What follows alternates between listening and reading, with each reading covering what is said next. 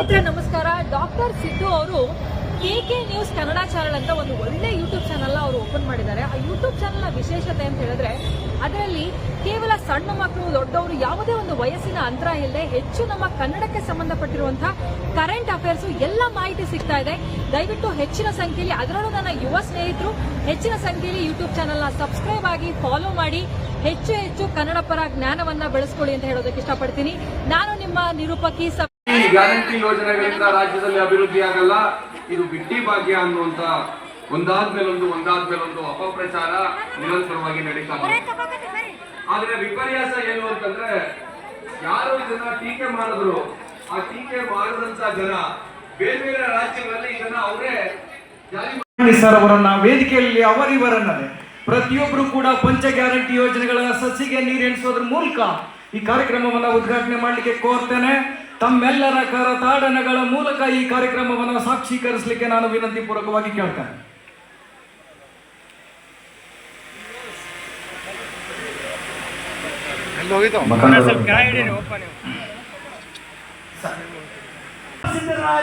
ನಮ್ಮ ಸುನೀಲ್ ಗೌಡರು, ಶಾಸಕರಾದ ಅಪ್ಪಾಜಿ ನಾಡಗೌಡ ಅವರು, ಅಶೋಕ್ ಮನಗೋಳಿ ಅವರು ಮತ್ತು ನಮ್ಮೆಲ್ಲ ನಾಯಕರು, ರಾಜ್ಯದ ಅಧ್ಯಕ್ಷರು ನನ್ನ ಮೇಲೆ ಅತಿಯಾದ ಪ್ರೀತಿ.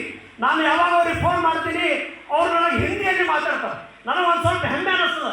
ಯಾಕಂದ್ರೆ ಸರ್, 31 ಜಿಲ್ಲೆಯಲ್ಲಿ ಅಲ್ಪಸಂಖ್ಯಾತರಿಗೆ ಯಾರಿಗಾರೆ ಇದು ಜಿಲ್ಲಾ ಅಧ್ಯಕ್ಷರು ಮಾಡಿದ್ರೆ ಅದು ಬಿಜಾಪುರ ಜಿಲ್ಲೆಯಲ್ಲಿ ಒಂದೇ ಸಾಧ್ಯ ಅಂತೇಳಿ ಬಿಜಾಪುರ ಜಿಲ್ಲೆ ತೋರಿಸಿಕೊಟ್ಟಿದೆ. ಯಾರು 31 ಜಿಲ್ಲೆದಾಗ ಯಾರಿಗೂ ಮಾಡಿಲ್ಲ, ತಮಗೆ ಬೇಕಾದವರಿಗೆ ಮಾಡಿರ್ಬೋದು. ಆದ್ರೆ ಬಿಜಾಪುರ ಜಿಲ್ಲೆಯಲ್ಲಿ ಡಾಕ್ಟರ್ ಎಂ ಬಿ ಪಾಟೀಲ್ರು, ಶಿವಾನಂದ ಪಾಟೀಲ್ರು, ಯಶವಂತರಾಯಗೌಡ ಪಾಟೀಲ್ರು, ಮನಗುಳಿ ಅವರು, ಅಪ್ಪಾಜಿ ನಾಡಗೌಡ ಅವರು, ಕಟಕದವರು, ನಮ್ಮ ಸುನೀಲ್ ಗೌಡರು ಕೂಡಿಕೊಂಡು ಇವತ್ತಿನ ದಿವಸ ಅಲ್ಪಸಂಖ್ಯಾತರಿಗೆ ಒಂದು ಸ್ಥಾನಮಾನ ಕೊಟ್ಟಿದ್ದಕ್ಕಾಗಿ ನಾನು ಯಾವತ್ತೂ ಅವರಿಗೆ ಶಿವಋಣಿಯಾಗಿ ಇರ್ತೀನಿ ಅಂತ ಹೇಳಿ ನನ್ನ ಮಾತು ಮುಗಿಸ್ತೇನೆ. ಜೈ ಹಿಂದ್, ಜೈ ಕರ್ನಾಟಕ, ಜೈ ಗ್ಯಾರಂಟಿ.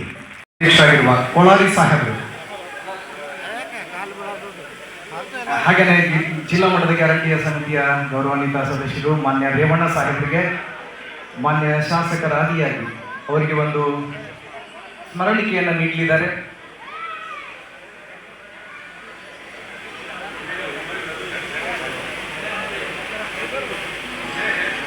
ಗೌರವಾಣಿ ಸಾಹೇಬ್ರೆ, ತಾವು ಕೂಡ ಮುಂದ್ಗಡೆ ಬರ್ರಿ. ಮಹಾದೇವಿ ಗೋಕಾಕ್ ಮೇಡಮ್, ಸುನೀಲ್ ಗೌಡ್ ಸಾಹೇಬರು, ಮಾನ್ಯ DC ಸರ್ ಅವರು, CO ಸರ್ ಅವರು, ಧನ್ಯವಾದಗಳು ಸರ್.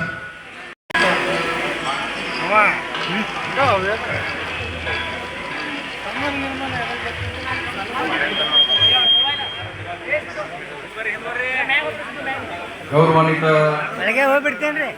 ಎಚ್ ಎಂ ರೇವಣ್ಣ, ಮಾನ್ಯ ಅಧ್ಯಕ್ಷರು, ಕರ್ನಾಟಕ ರಾಜ್ಯ ಗ್ಯಾರಂಟಿ ಯೋಜನೆಗಳ ಅನುಷ್ಠಾನ ಪ್ರಾಧಿಕಾರ ಬೆಂಗಳೂರು, ಹಾಗೆಯೇ ಗೌರವಾನ್ವಿತ ಶ್ರೀ SR ಪಾಟೀಲ್ ರಾಗಿ, ಮಾನ್ಯ ಉಪಾಧ್ಯಕ್ಷರು, ಕರ್ನಾಟಕ ರಾಜ್ಯ ಗ್ಯಾರಂಟಿ ಯೋಜನೆಗಳ ಅನುಷ್ಠಾನ ಪ್ರಾಧಿಕಾರ ಬೆಂಗಳೂರು, ಬೆಳಗಾವಿ ವಿಭಾಗ ಇವರಿಗೆ ಆಲ್ಮೇಲ್ ತಾಲೂಕು ಅಧ್ಯಕ್ಷರು, ಉಪಾಧ್ಯಕ್ಷರು ಹಾಗೆಯೇ ಸರ್ವ ಸದಸ್ಯರು ಸನ್ಮಾನಿಸ್ತಾ ಇದ್ದಾರೆ ಪ್ರೀತಿಪೂರ್ವಕವಾಗಿ. ಹಾಗೆಯೇ ಒಂದು ಪುಸ್ತಕವನ್ನ ಬಿಡುಗಡೆಗೊಳಿಸ್ತಾ ಇದ್ದಾರೆ. ಒಂದು ಜೋರಾದ ಚಪ್ಪಾಳೆಗಳ ಮೂಲಕ ಮಾನ್ಯರನ್ನ ಅಭಿನಂದಿಸಿದ ಕಾರ್ಯಕ್ರಮವನ್ನ ಸಾಕ್ಷೀಕರಿಸಲಿಕ್ಕೆ ವಿನಂತಿಯನ್ನು ಮಾಡ್ತೇನೆ. ವೇದಿಕೆಯ ಬಲಭಾಗದಲ್ಲಿ ಬಹಳಷ್ಟು ಜನ, ಮೇಲ್ಗಡೆ ಬಹಳಷ್ಟು ಜನ ನಿಂತಿದ್ದೀರಿ. ಕಾರ್ಯಕ್ರಮಕ್ಕೆ ಆಭಾಸ ಅನ್ನಿಸ್ತಾ ಇದೆ. ದಯವಿಟ್ಟು ನಿರ್ಗಮಿಸಬೇಕು. ಯಾಕೆ ಮುಂದ್ಗಡೆ ಪ್ಲೀಸ್, ದಯವಿಟ್ಟು ಸರ್ ಅನ್ನನ್ನ ಭಾವಿಸ್ಬೇಡಿ. ಕಾರ್ಯಕ್ರಮದ ಶಿಸ್ತನ್ನು ಹಾಳು ಮಾಡ್ಲಿಕ್ಕೆ ಹೋಗ್ಬೇಡಿ. Thank you. ಕಾರಣಗಳ ಮೂಲಕ ಅಭಿನಂದನೆಗಳನ್ನು ಸಲ್ಲಿಸ್ತಾನೆ. ಈಗ ಕಾರ್ಯಕ್ರಮದ ಮುಖ್ಯ ಘಟ್ಟ, ಕಾರ್ಯಕ್ರಮದ ಉದ್ಘಾಟನೆಯನ್ನು ನೆರವೇರಿಸಲಿಕ್ಕೆ ಗೌರವಾನ್ವಿತ ಹಿರಿಯರಾಗಿರುವ ಸನ್ಮಾನ್ಯ ಶ್ರೀ ಅಪ್ಪಾಜಿ CS ನಾಡಗೌಡ ಸರ್ ಅವರನ್ನ ಗೌರವಾನ್ವಿತ. ಇನ್ನು ಬಹಳಷ್ಟು ಚಟುವಟಿಕೆಗಳು ಈ ಕಾರ್ಯಕ್ರಮದಲ್ಲಿ ಇರೋದ್ರಿಂದ ದಯವಿಟ್ಟು ಬೇಗನೆ ಈ ಕಾರ್ಯಕ್ರಮವನ್ನ ಸಂಪೂರ್ಣ ಮಾಡಲಿಕ್ಕೆ ವಿನಂತಿಯನ್ನು ಮಾಡ್ತಾರೆ.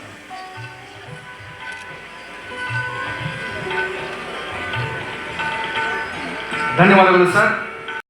ಈ ಕಾರ್ಯಕ್ರಮದ ಅಧ್ಯಕ್ಷರೇ, ವೇದಿಕೆ ಮೇಲೆ ಮತ್ತು ಈ ಸಭಾಂಗಣದಲ್ಲಿ ಮತ್ತು ಹೊರಗಡೆ ಸೇರಿರ್ತಕ್ಕಂಥ ಎಲ್ಲ ರೀತಿಯ ಬಂಧುಗಳು, ಕಾರ್ಯಕ್ರಮದ ಆಹ್ವಾನ ಪತ್ರಿಕೆಯಲ್ಲಿ ಈ ಕಾರ್ಯಕ್ರಮ 11 ಗಂಟೆಗೆ ಶುರುವಾಗುತ್ತೆ ಅಂತ ಇತ್ತು. ಈಗ 1 ಗಂಟೆ ಆಗಿದೆ. ಈ ಯಾಕೆ ಇಷ್ಟು ತಡ ಆಯಿತು ನನಗೆ ಗೊತ್ತಿಲ್ಲ. ಆದರೆ ನನ್ನ ಭಾಷಣ ನೀವು ಕೇಳಬೇಕಿರೋದ್ರಿಂದ ತಮ್ಮೆಲ್ಲರಲ್ಲಿ ಕಾರ್ಯಕ್ರಮ ತಡ ಆಗಿದ್ದಕ್ಕೆ ನಾನು ಕ್ಷಮೆ ಯಾಚಿಸ್ತೀನಿ. ಯಾಕೆಂದರೆ ಈ ರಾಜ್ಯದಲ್ಲಿ ಯಾರೂ ಹಸಿವಿನಿಂದ ಇರಬಾರದು ಅನ್ನೋ ಕಾರಣಕ್ಕಾಗಿ ಅನ್ನಭಾಗ್ಯ ಯೋಜನೆಯನ್ನ ಆರಂಭ ಮಾಡಿ ಈಗ ನಿಮ್ಮನ್ನ ಕೂರಿಸಿ ಮಧ್ಯಾಹ್ನ ಊಟ ಟೈಮ್ ಆಗಿ ನೀವು ಹಸಿವಿನಲ್ಲಿ ಇರಬೇಕಾದ್ರೆ ನಾವು ಭಾಷಣದ ಮೇಲೆ ಭಾಷಣ ಮಾಡಿದ್ರೆ ಅದು ಅಪರಾಧ ಆಗುತ್ತೆ. ಹಾಗಾಗಿ ತಮ್ಮೆಲ್ಲರಲ್ಲಿ ಇದಕ್ಕೆ ಸಂಬಂಧಪಟ್ಟಂಗೆ ನಾನು ಕ್ಷಮೆ ಕೇಳ್ತೀನಿ. ಈ ಗ್ಯಾರಂಟಿ ಯೋಜನೆಗಳಿಗೆ ಸಂಬಂಧಪಟ್ಟ ಹಾಗೆ ಒಂದು ಉಪನ್ಯಾಸವನ್ನ, ವಿಶೇಷ ಉಪನ್ಯಾಸವನ್ನ ಕೊಡಬೇಕು ಅಂತ ರಾಜ್ಯದ ಬೇರೆ ಬೇರೆ ಜಿಲ್ಲೆಗಳಲ್ಲಿ ಈ ಗ್ಯಾರಂಟಿ ಅನುಷ್ಠಾನ ಪ್ರಾಧಿಕಾರದ ರಾಜ್ಯ ಅಧ್ಯಕ್ಷರು ಮತ್ತು ಮಾಜಿ ಸಚಿವರಾದಂಥ ರೇವಣ್ಣ ಸರ್ ನನ್ನ ಮತ್ತು ಬೇರೆ ಬೇರೆ ಭಾಷಣಕಾರರನ್ನ ಕರೆದಿದ್ದಾರೆ. ಮತ್ತು ಇದರಲ್ಲಿ ಈ ಗ್ಯಾರಂಟಿ ಯೋಜನೆಗಳ ಹಿಂದೆ ಇದ್ದಂಥ ಏನು ತತ್ವ ಏನು, ಅದ್ರ ಹಿಂದೆ ಇದ್ದಂಥ ತಾತ್ವಿಕತೆ ಏನು, ಫಿಲಾಸಫಿ ಏನು ಅನ್ನೋದನ್ನ, ಅದ್ರ ಹಿಂದೆ ಇರುವಂತ ತಿಳುವಳಿಕೆ ಏನು, ಯಾಕೋಸ್ಕರ ಕರ್ನಾಟಕದಲ್ಲಿ ಈ ಯೋಜನೆಗಳು ಆರಂಭ ಆಗುವ ಅನ್ನೋದನ್ನ ನಿಮ್ಮ ಮುಂದೆ ಹೇಳಬೇಕು ಅನ್ನೋದು ಈ ಭಾಷಣದ ಉದ್ದೇಶ. ನಾನು ಸಾಧ್ಯವಾದಷ್ಟು ಕಡಿಮೆ ಸಮಯದಲ್ಲಿ ಈ ಮಾತನ್ನು ಹೇಳೋದಕ್ಕೆ ಪ್ರಯತ್ನ ಪಡ್ತೀನಿ. ತಾವೆಲ್ಲರೂ ಕೂಡ ಇದನ್ನ ಕೇಳಬೇಕು ಅಂತ ತಮ್ಮಲ್ಲಿ ಮನವಿ ಮಾಡ್ಕೊಳ್ತೀನಿ. ನಾನು ಮಾತಾಡಬೇಕಾದ್ರೆ ಈ ಸ್ಕ್ರೀನ್ ಮೇಲೆ ನಿಮಗೆ ಗೃಹಲಕ್ಷ್ಮಿ ಮತ್ತು ಯುವ ನಿಧಿನಲ್ಲಿ ನೇರವಾಗಿ ಫಲಾನುಭವಿಗಳ ಅಕೌಂಟ್ಗೆ ಅವರಿಗೆ cash transfer, direct cash transfer ಆದರೆ ಜಾರಿ ಮಾಡಲಾಗಿದೆ. ಮತ್ತು ಆಹಾರ ಧಾನ್ಯವನ್ನ, ಒಂದು ಸರಕನ್ನ ಸರ್ಕಾರ ಉಚಿತವಾಗಿ ರಾಜ್ಯದ ಎಲ್ಲ ಜನಸಾಮಾನ್ಯರಿಗೆ ಕೊಡ್ತಾ ಇದ್ದಾರೆ. ಇದು ಹೇಗೆ ಜಾರಿಗೆ ಬಂತು ಅನ್ನೋದರ ಡೇಟ್ಸು ಇಲ್ಲಿದೆ. ಇಲ್ಲಿಗೆ ಅವತ್ತಿಂದ ಇವತ್ತಿನ ತನಕ ಈ ರಾಜ್ಯದಲ್ಲಿ ರಾಜ್ಯ ಸರ್ಕಾರ ಸುಮಾರು 1,15,000 ಕೋಟಿ ರೂಪಾಯಿಗಳನ್ನ ಈ 5 ಗ್ಯಾರಂಟಿಗಳಿಗೆ ಖರ್ಚು ಮಾಡಿದೆ.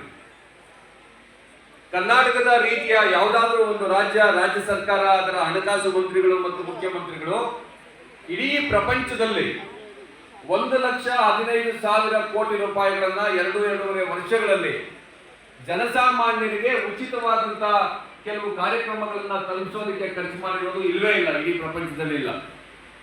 ಹೀಗಾಗಿ ಏನಾಗಿತ್ತು ಅಂತಂದ್ರೆ ಇಂಥ ಯೋಜನೆ ಬಗ್ಗೆ ಇದು ಜಾರಿ ಆಗುತ್ತಾ ಅನ್ನುವಂತ ಒಂದು ಅವಿಶ್ವಾಸ ಇತ್ತು. ನಿಮಗೆ ಗೊತ್ತಿದೆ, ಕರ್ನಾಟಕದಲ್ಲಿ ಇವತ್ತು ಕಾಂಗ್ರೆಸ್ ಪಕ್ಷದ ಸರ್ಕಾರ ಇದೆ. ಈ ಪ್ರಣಾಳಿಕೆಯಲ್ಲಿ ಇದನ್ನ ಘೋಷಣೆ ಮಾಡಿದಾಗ ಚುನಾವಣೆಗೆ ಮುಂಚೆ ಕಾಂಗ್ರೆಸ್ ಪಕ್ಷದ ಕಾರ್ಯಕರ್ತರು ಒಂದು ಗ್ಯಾರಂಟಿ ಕಾರ್ಡ್ ಅಂತ ಅದನ್ನ ಮನೆ ಮನೆಗೆ ನಿಮ್ಗೆಲ್ಲರಿಗೂ ಕೂಡ ತಲುಪಿಸಿದಾಗ ಒಂದು ಸರ್ವೆ ನಡೆದಿತ್ತು. ಆ ಸರ್ವೆಯಲ್ಲಿ ಅರ್ಧದಷ್ಟು ಮಹಿಳೆಯರು ಈ ಯೋಜನೆ ಜಾರಿಗೆ ಬಂದಿರೋದು ನಮ್ಗೆ ಗೊತ್ತಿದೆ, ಈ ಯೋಜನೆ ಘೋಷಣೆ ಆಗಿರೋದು ನಮ್ಗೆ ಗೊತ್ತಿದೆ, ಆದ್ರೆ ಜಾರಿಗೆ ಬರುತ್ತೋ ಇಲ್ವೋ ಅನ್ನೋಂಥ